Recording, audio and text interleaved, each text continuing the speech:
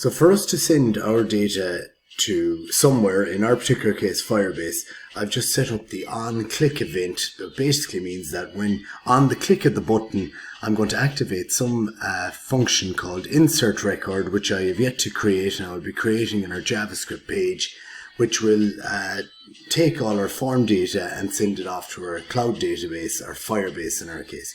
And that's the way we're going to be doing it, but I'm just going to get rid of this for the moment because I want to make pay tribute to an older way that this used to be done. And to do that, I'd like to go back here to our page, and you can see it's all cleared, and I just want you to pay particular attention. So I'm just going to fill in some data I've already used, but put in lights not working.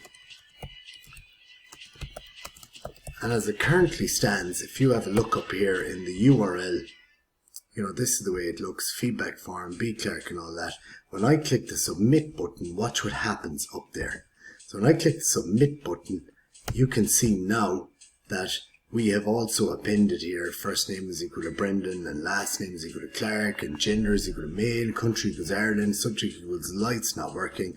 And in the old days, that would be grabbing the data. And you would also have to, another thing you would need to do is go up inside the form. And this, you may need to know this for your exam, by the way.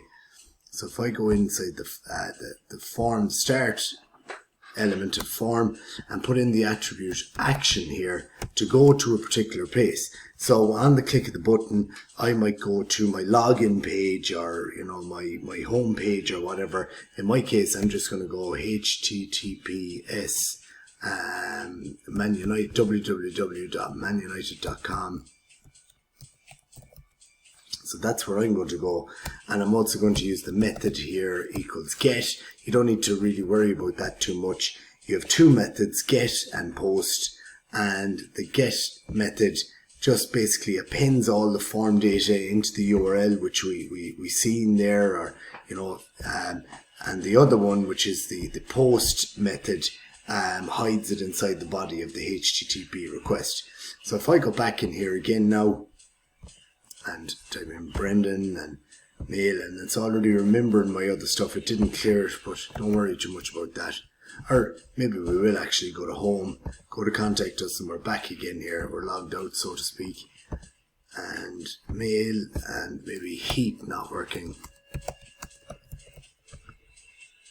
And when I click submit, I am taken to maybe a login page or whatever I would want. So on clicking the button, the action of going to a particular page, which I will have set up if I was doing it. But I just really wanted to pay particular tribute to that. That is not the way we're going to be doing it, but that is one way you could do it. You're going to have this action of going to another page if I'm clicking the button. However, we're going to see in the next video how start to set up our JavaScript and put back in how we're going to be using the on-click event, which will pick up on click of the button and activate this function insert record, which I have still to create in my JavaScript page.